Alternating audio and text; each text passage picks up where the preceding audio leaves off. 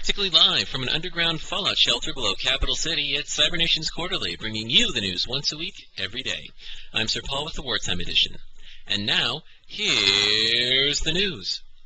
Since the last edition, things have taken a turn for the worst against the Orders. The Orange Defense Network decided that the wording in the United for Orange Treaty, where an attack on Lu would be seen as an attack on the ODN, required the Orange Defense Network to see that Lu was defended. It was the joining of the Orange Defense Network that led to the nuclear weapons being detonated over Capital City, thus causing delay in the production of this episode. In remembrance of the dreadful attack, Twizzlers are hereby forever banned in Sir Paul. Meanwhile, IGC Empress Raizonia achieved peace with the coalitions for her battered alliance by apologizing for her actions and resigning as Empress. However, TGA nations broke with the coalition and refused to grant peace until the remains of the IGC alliance left the green trading sphere. The IGC complied. Raizonia, now a free agent, then joined the New Pacific Order to continue her fight against the coalition. Later, in a surprise move, the ODN dissolved the United for Orange Treaty, citing the actions of Lu. While the ODN felt compelled to honor the Mutual Defense Pact, they did it out of obligation to their prior commitments. As the bomb drops and tanks attacked, peace was being negotiated behind closed doors. While a tentative agreement was reached between Gato, ODN, and NPO negotiators, leading to a 24-hour ceasefire, the agreed terms were rejected by the NAAC, Lu, and GGA representatives. With the coalition having many different objectives for the military conflict, it seemed that a comprehensive peace would be difficult to achieve. Then the Covenant of the Lost scandal broke. Several key players in several alliances, including Legion, NPO, ODN, and Gato, were found to be in league with each other to collect all the secrets in the cyberverse. Another 24-hour ceasefire between the principals, minus NAAC and Lu, was called to sort the mess out.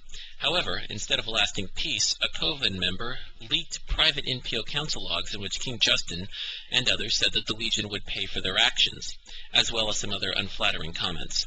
The Legion decided that this was a clear and present danger to their safety and sovereignty, and declared war on the NPO, causing large amounts of damage. In the interim, the NPO had been working on bilateral talks with the ODN and Legion. They left the coalition and achieved peace with the Orders in exchange for a non-nuclear First Strike Pact, apologies from Ivan and Taigaland, as well as Taiga's resignation. Electron Sponge is now the new emperor for the new Polar Order. Exion and the Orange Shadow Network followed suit and offered the Orders peace.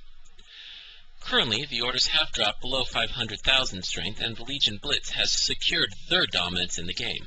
Not only that, a general indefinite ceasefire has been reached between the Coalition and the Orders to work out final terms for peace. Although many GGA and Lu members are upset that the Orders will not be taken down to zero infrastructure, they are complying with the Cease to Hostilities order. Once again, peace reigns.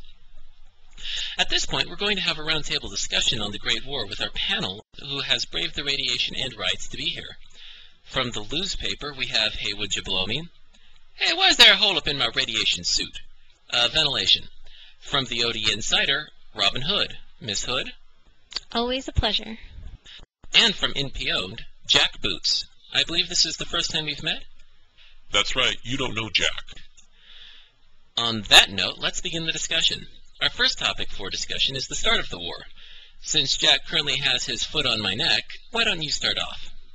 Thank you, Sir Paul. Obviously, this war is the fault of Lu. Yard's post was a direct assault on all nations, and the new Polar Order defended itself. We did this with promises of being backed up by ODN, Gato, and NPO leaders.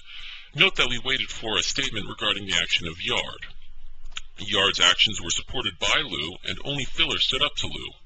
Duffman's snide comment was the last straw, and with the whole world on our side, how could we lose? Yes, Taiga's actions were premature, and he apologized and resigned for that, but they were just. Besides, if Lu had not canceled the nap with the New Pacific Order, they would have had to wait 4 days before attacking Lu, in which this whole thing could have been sorted out. Robin, what's your take on this? Clearly, the blame lay with Taigaland. The ODN and Gato were prepared to take diplomatic steps to ensure that punishment to the losers in question happened.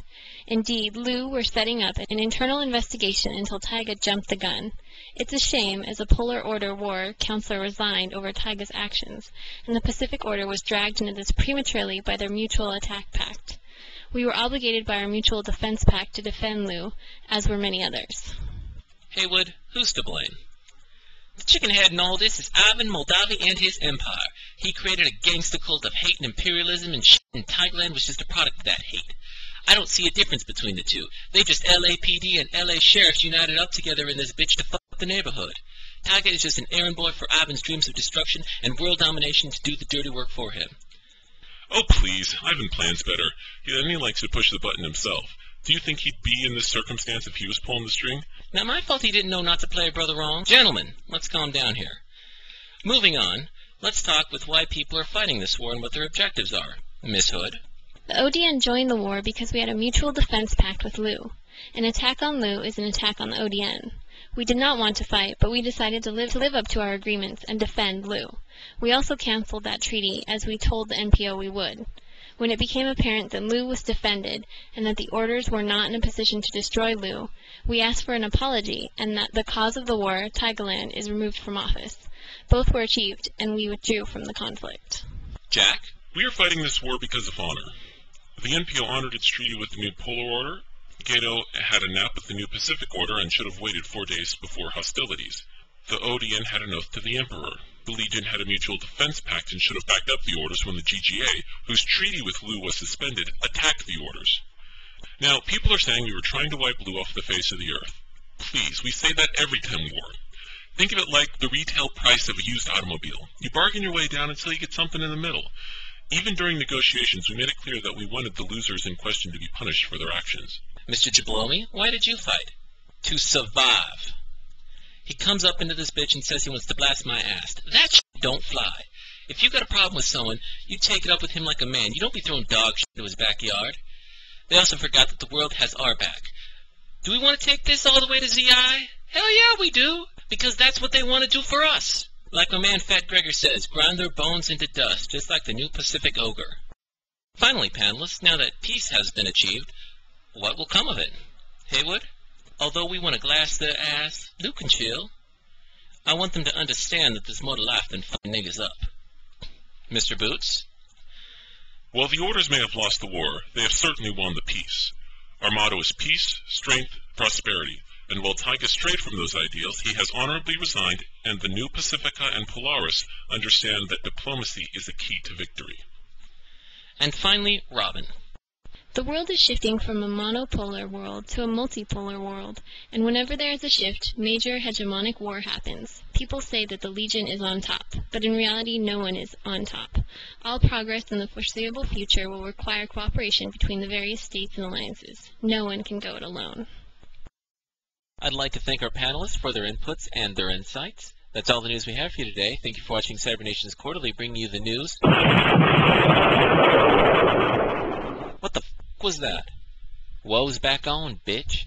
Looks like I'm going to be bringing you the hurts once a week, every day.